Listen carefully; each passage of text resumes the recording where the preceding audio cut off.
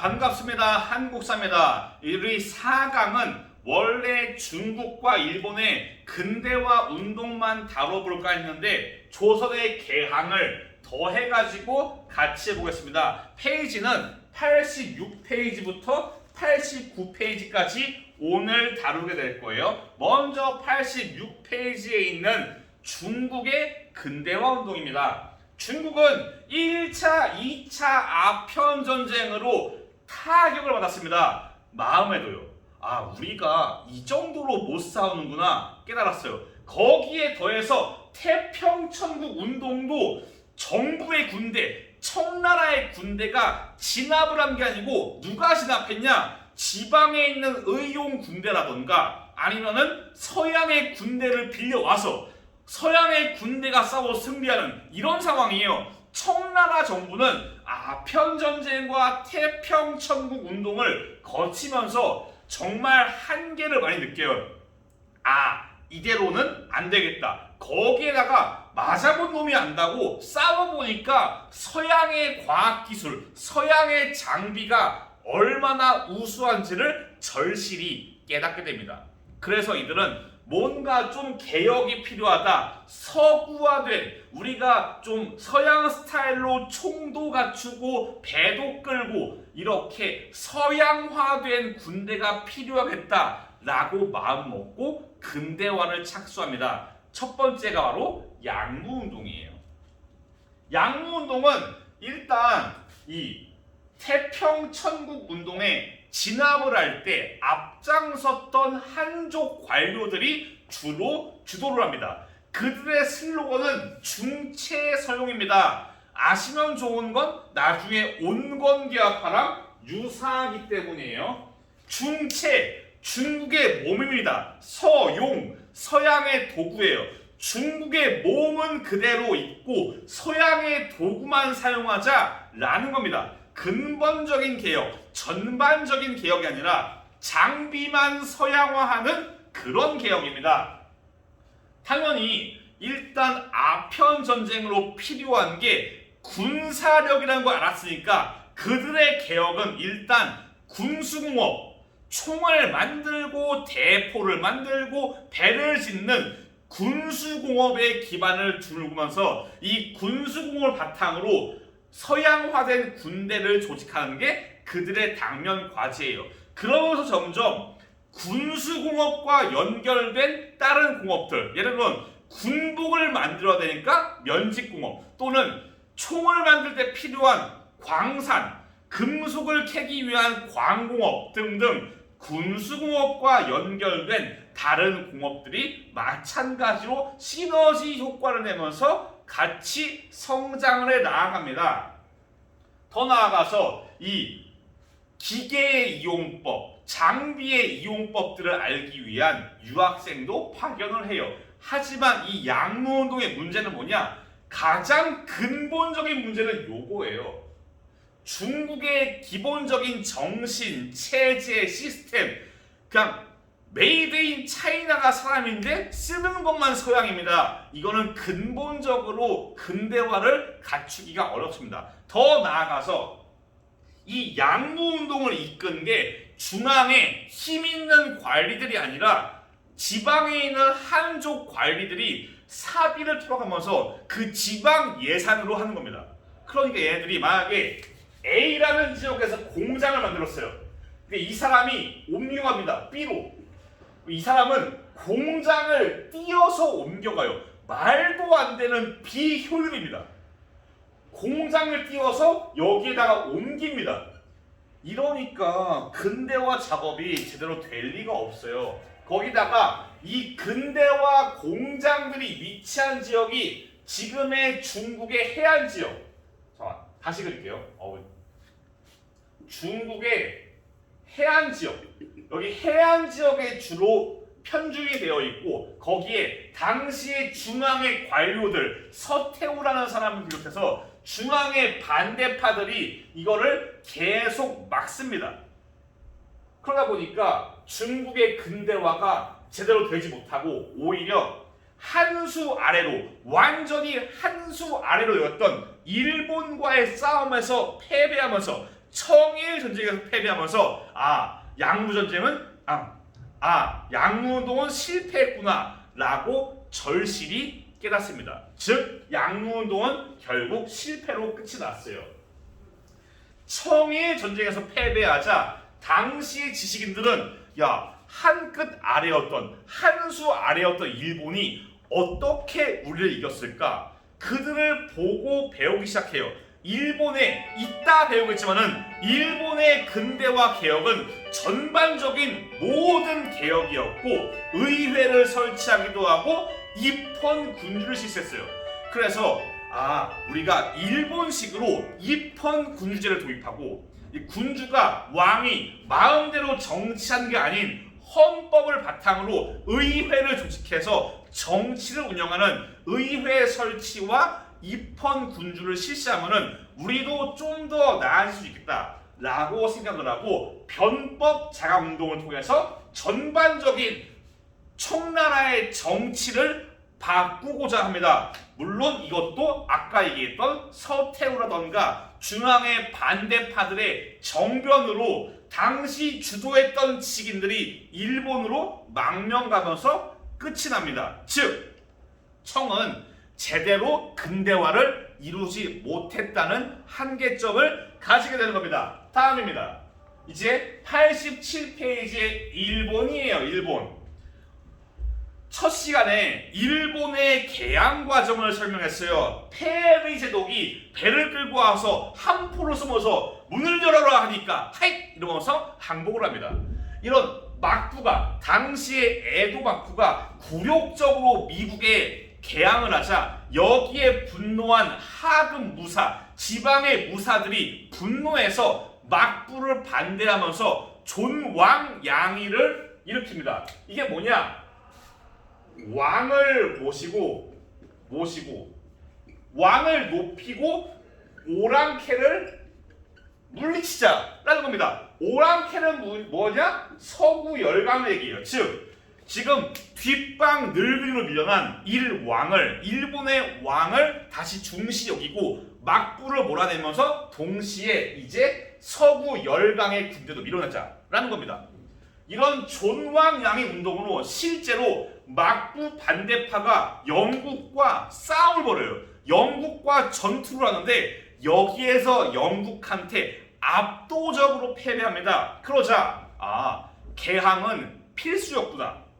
서구 열강의 기술을 받아오는 게 당연한 거였구나 라고 막부 반대파들이 마음을 먹고 바꿉니다. 존왕양의에서 막부만 작살내자, 막부를 작살내서 왕을 모시자라는 운동으로 바꾸어서 전개해서 이들이 정변을 일으켜서 막부를 밀어버리고 새롭게 왕을 중심으로 한 일본 왕이 중심이 된 정부를 수립합니다. 그것이 바로 메이지 정부예요. 이 메이지 정부가 실시한 일련의 근대화 개혁들을 통칭해서 뭐라 그러냐? 메이지 유신이라고 합니다.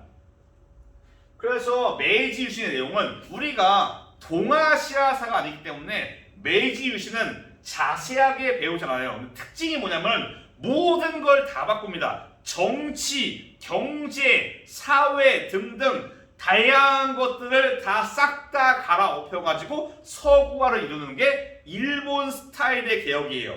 이 청나라랑 일본의 개혁의 정도의 차이는 아시면 좋은 게 뭐냐? 나중에 개화파를 배울 때 온건개화파와 급진개화파의 차이가 이런 차이에서 나오게 되는 겁니다. 여튼 일단 메이지 유신은 신분제를 폐지해요. 기존에 사무라이들이 가진 특권을 폐지하고 이제 무사와 일반 백성들이 평등한 사민 평등의 사회를 만듭니다. 또한 행정제도, 세금제도, 토지제도 싹 다 근대식으로 바꾸고 이제 징병제를 실시하고 의무교육을 실시하는 등 다양한 분야에서 딱 보더라도 사회, 교육, 군사, 행정 등등 다양한 분야에서 서구화와 근대화를 이루게 되는 겁니다. 또한 과거에 미국이라던가 서구 열강국과 체결한 불평등 조약을 체결하기 위해서 이와쿠라 도모미라는 이와쿠라를 대표로 하는 사줬다는 파견을 해요. 이들은 비록 조약 개정은 실패했지만은 약간 그 서양의 문물을 1년 넘게 돌아보면서 일본이 근대화를 하기 위해서 뭘 해야 되는가를 파악하고 돌아오는 효과를 가집니다. 다시 정리합니다. 즉 중국의 근대화는 주로 그들의 시스템은 유지하고 기술만 도입하는 거였어요. 그래서 실패했습니다. 일본의 근대화는 전면적으로 싹 다 갈아엎는 거였고, 그렇기 때문에 근대화의 정도가 빨랐고 약간 서구화의 어느 정도 성과를 이룹니다. 서구화의 성과를 이룬 일본은 이제 어느 정도 근대화를 갖추자 대외적으로 아시아 주변 국가들로 눈을 넓히게 돼요. 일단 메이지 정부가 들어섰을 때 이 메이지 정부가 조선에 편지를 씁니다. 저기요 조선님, 저희 일본이 정부가 바뀌었어요. 잘 부탁드려요. 라고 편지를 보내는데, 이 편지에 황 이런 식으로 황제만 사용하는 용어를 보냅니다. 조선은 황제는 오직 하나, 청나라예요. 걔네 입장에서는, 조선 입장에서는 야 일본 놈의 새끼들이 지들이 뭔데 황제래? 야 어이가 없네. 야 문서 돌려. 일본이 보낸 문서를 받지도 않고 빠꾸시켜버려요. 그러자 일본이 분노합니다. 야 옛날의 일본과 지금의 일본이 다른데 저놈들이 아직 우리를 옛날 일본 취급하네? 어이가 없네? 라고 하면서 일본이 분노해서 이참에 조선을 정벌하자. 조선을 정벌하자는 정한론이 점점 올라갑니다. 이거는 당시의 내부에서 싸우자, 시기상조다 이런 의견들이 있어요. 나중에 이거는 이따가 배울 운요 사건으로 현실화됩니다. 정한론은. 여튼간에 이 사건 이후에 타이완, 지금 대만을 공격합니다. 대만을 점령하지 않아요. 이 공격 과정에서 타이완이 원래 청나라의 지배인데 청나라가 딱히 타이완 침공에 리액션을 안 해요. 그러자 청나라가 가만히 보니까 관심이 없네? 좋아. 이참에 오키나와를 치자. 오키나와를 점령하고 그 전에 이제 한반도로 군대를 보냅니다. 즉 청나라가 살짝 미지근하니까 이때 조선을 침략하고 오키나와를 강제 합병합니다. 이게 일본이 점점 근대화를 이룬 다음에 대외적으로 팽창해 나가는 과정입니다. 그럼 이제 우리는 뭘 배우냐? 여기. 그럼 이제 우리는 뭘 배우냐? 여기. 운요 사건. 이 대외 침략 과정에서 이 정한론이 현실화된 한반도의 침략, 조선의 침략, 일본이 어떻게 조선을 침략했는가를 이제 배우겠습니다. 자, 페이지가 넘어갔습니다. 88페이지. 자, 조선에 변화가 발생해요. 고종이 시간이 지나면 지날수록 나이를 먹습니다. 원래 12살이었는데 점점 나이가 들어서 22살이 됐어요. 진작의 성인입니다. 진작의 성인이에요. 고종이 더 이상 어리다는 이유로 누군가가 대신 정치를 할 명분이 없어요. 흥선대원군의 집권도 슬슬 한계가 옵니다. 여기에 최익현이, 거기 88페이지 왼쪽에 있는데 최익현이 흥선대원군을 제낄 것을 요구합니다. 고종한테. 상소를 올리자 분노한 흥선대원이 고종한테 전하, 최익현 저놈을 벌해주세요 라고 말을 하지만은 고종은 오히려 최익현에게 관직을 줍니다. 최익현이 고종이 품어왔던 가려운 데를 대신 긁어준 거예요. 그러자 흥선대원군은 때가 되었구나. 내가 이제 정치에서 물러날 때가 되었구나 라고 마음을 먹습니다. 그래서 흥선대원군이 권자에서 물러나고 고종이 직접 정치를 하기 시작합니다. 그러자 과거의 흥선대원군 시기에 볼 수 없던 상황이 발생해요. 그게 뭐냐? 우리가 다음 시간에 배우고 있지만은 당시의 지식인들 중에서 우리가 서구 문물을, 서양의 기술을 받아들이자 라는 의견들이 속속 있어요. 이들을 통상개화론자라고 합니다. 이들이 이전에 흥선대원군 때는 통상개화를 하자라는 말을 꺼내지도 못해요. 흥선대원군한테 걸리면은 작살날 수 있으니까 꺼내지도 못하는데, 고종이 정권을 장악하자, 고종이 직접 정치를 하자, 이런 과거에 그 흥선대원군한테 말할 수 없었던 통상개화론자들이 정치판에 들어오면서 그들의 목소리가 점점 커집니다. 즉 조선의 대외 정책이 점점 변화할 흐름이 있는 거죠. 이런 상황 속에서 아까 설명했던 일본이 보낸 외교 문서를 니네가 감히 황제의 요구를 써? 라고 하면서 거부하는 사건이 발생합니다. 이걸 다른 말로 서기의 사건이라고 그러고 흥선대원군식에 있었어요.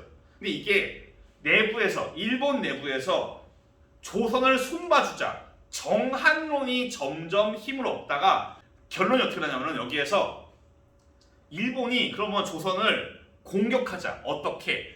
과거 미국이 일본한테 한 것처럼 그대로 하자. 페리 제독의 자서전을 읽어가면서 공부를 해요. 우리가 어떻게 조선을 열까? 이런 좀 공부를 합니다.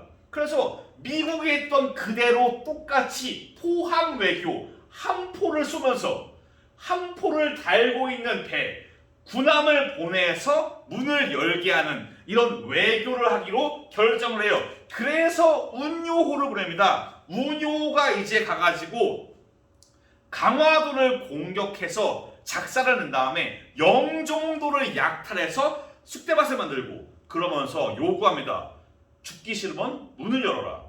마치 과거에 미국의 페리가 그랬던 것처럼 일본도 똑같이 우리 조선에게 실시를 하는 겁니다.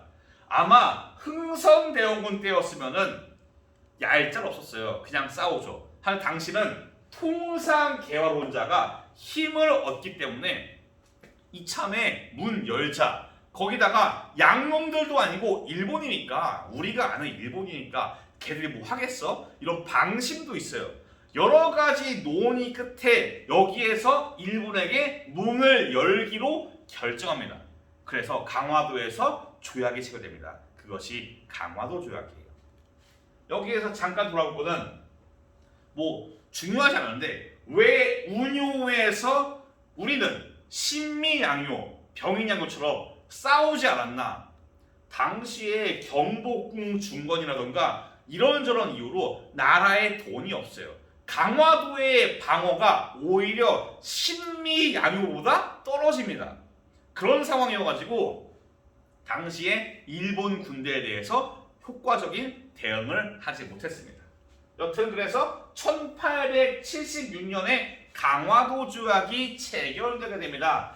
강화도 조약 중요합니다. 강화도 조약은 정식 명칭이 아니에요. 정식 명칭은 뭐냐? 조일, 수호, 조규입니다. 자, 강화도 조약의 내용을 봅시다. 89페이지 맨 위랑 아래쪽에 사료로 보는 역사도 있어요. 이 내용이 사료로 보는 역사인데 혹시 안 보일까봐 같이 읽어가면서 점검할게요. 자, 1조. 조선은 자주국이며 일본국과 평등한 권리를 가진다.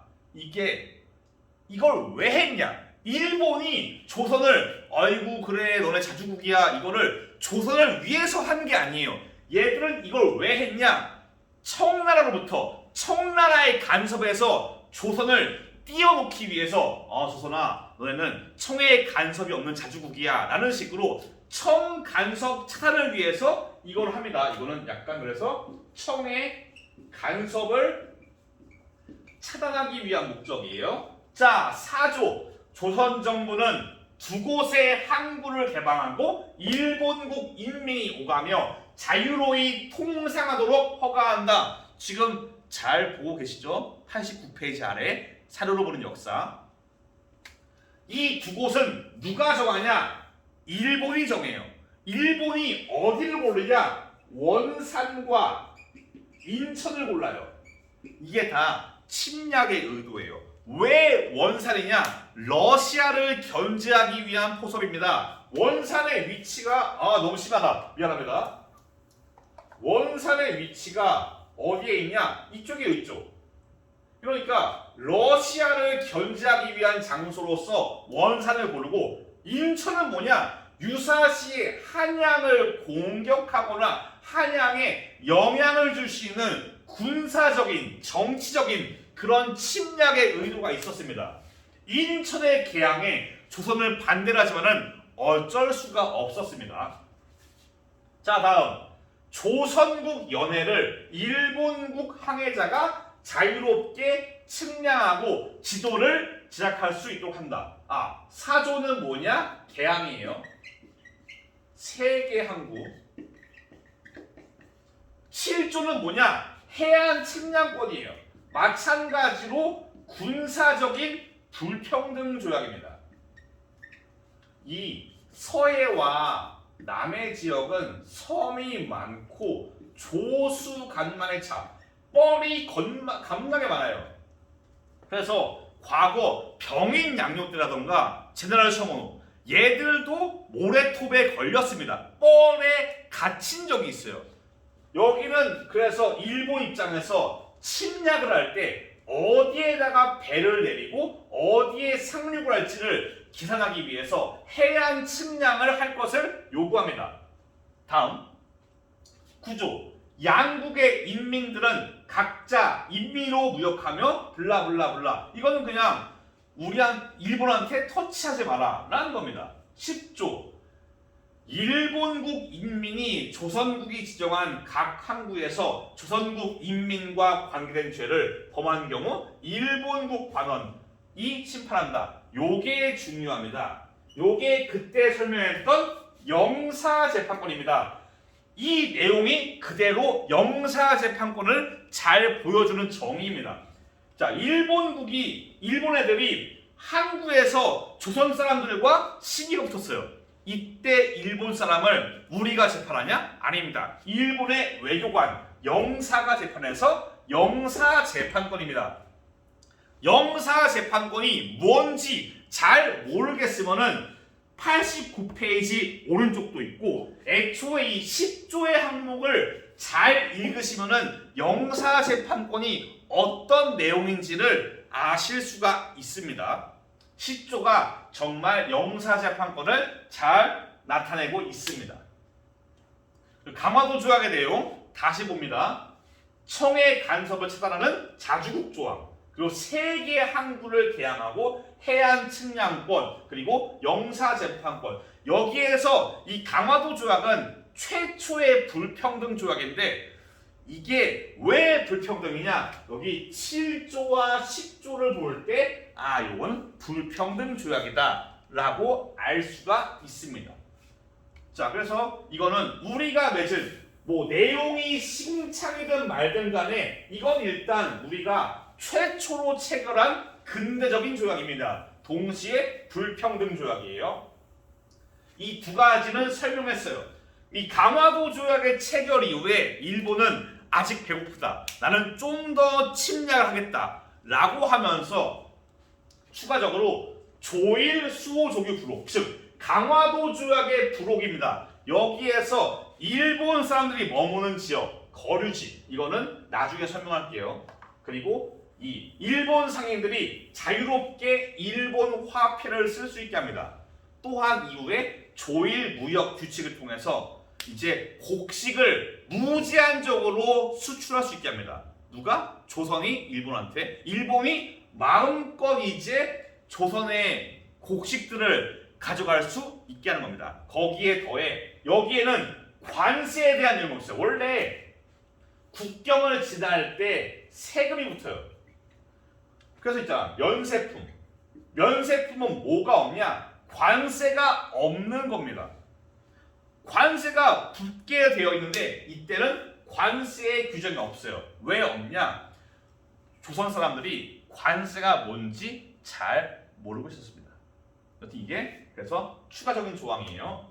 다음, 이어서 이제 우리 조선은 미국과 수교를 체결합니다. 일단 일본과 체결한 이 불평등 조약을 개정할 목적으로 김홍집이 수신사로 파견됩니다.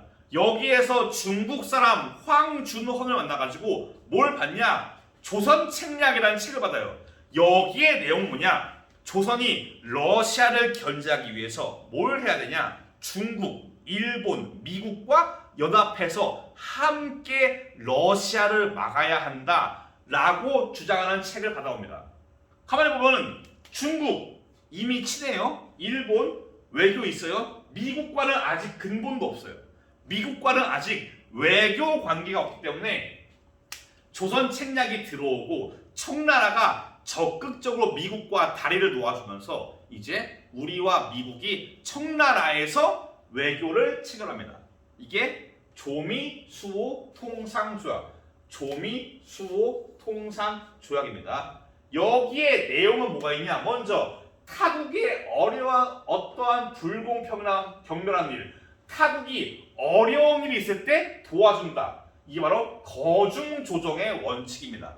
타국에서 어려운 일이 있을 때 도와준다고. 이게 나중에 을사조약책을 낼 때 우리가 미국한테 이걸 들이밀면서 도와달라 요구합니다. 하지만 미국은 이걸 거절했어요. 다음, 미국 상인과 상선이 무역할 때 모두 세금을 낸다. 세금, 관세, 거중조정. 그래서 이때는 여기는 관세 규정이 있습니다. 중요합니다. 조미수호 통상조약에는 관세가 있고 이게 강화도 조약이나 일본과 맺은 조약과는 차이를 가집니다. 다음, 또 하나의 차이입니다. 조선이 어떤 특혜나 이익을 다른 나라에 베풀었을 때 미국의 관민도 그거랑 같은 혜택을 받는다. 최혜국 대우예요.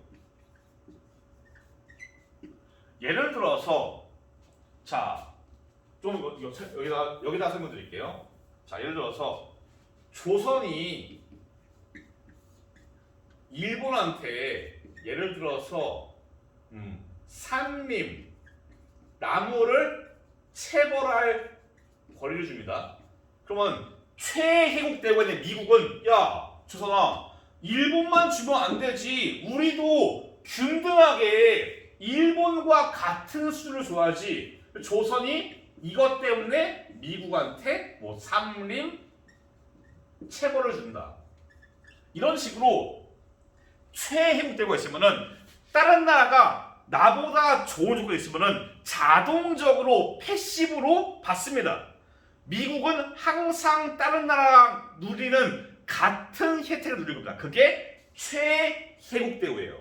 거기 89페이지 오른쪽에 설명이 있습니다. 이게 있으면은 가만히 앉아서 혜택이 계속 들어올 수 있어요. 가장 불평등한 점입니다. 즉, 이 조미수호 통상조약은 최혜국 대우를 볼 때 불평등한 조약이에요. 다만 관세가 있다는 게 특이사항입니다. 처음이 어렵지 한 번 쉬워요. 미국과 맺은 다음에 영국, 독일, 러시아, 프랑스나 차례차례 외교를 맺습니다. 마찬가지로 다 불평등 조약이에요. 그 이제 학습 포인트를 정리해 봅시다.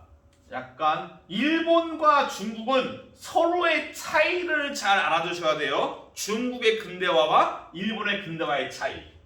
그리고 조선의 이거 운요 사건 아셔야 됩니다. 이것도 운요 사건. 그리고 강화도 조약 연도까지 아시면 괜찮을 것 같아요. 강화도 조약. 그리고 강화도 조약의 내용 마찬가지로 조약의 내용은 다 아셔야 됩니다. 기본적으로 조약이 우리가 근현대사에서 많이 나오는데 조약들의 내용을 어느 정도 알아두셔야 돼요.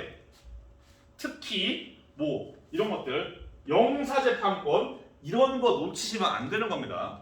다음, 이 강화도 조약의 의미들도 왜 불평등한가, 무엇이 불평등한가 이런 것들도 아셔야 되는 겁니다. 조미수호 통상조약은 여기에 적지 않았지만은 이런 관세가 있다는 거, 최혜국 대우, 거중조정, 이 교과서에 있는 세 가지의 내용들을 아십시오. 물론 당연히 영사재판권은 자동차의 압률이에요. 기본적으로 있습니다. 이건 기본적으로 있어요. 원래 있습니다. 그리고 조선 책략 중요한 책입니다. 나중에 위정 척사를 할 때 다시 말씀드리는 중요한 책이니까 아셔야 됩니다. 자, 학습 포인트를 대강 정리했으니까 이런 학습 포인트 위주로 먼저 빠삭하게 공부를 하시고 나머지로 연계를 하시면 좋을 것 같아요. 이번 수업이 조금 많이 길었습니다. 좀 힘들었을 거예요. 다음 시간은 오늘처럼 양이 많진 않을 겁니다. 이제 아까 말했던 온건계합화과 급진계합화, 계합화가 형성이 되어가는 과정과 조선이 어떻게 근대화를 위해서 개화 정책을 추진했는가를 살펴보겠습니다. 고생 많으십니다. 다음 시간에 뵐게요.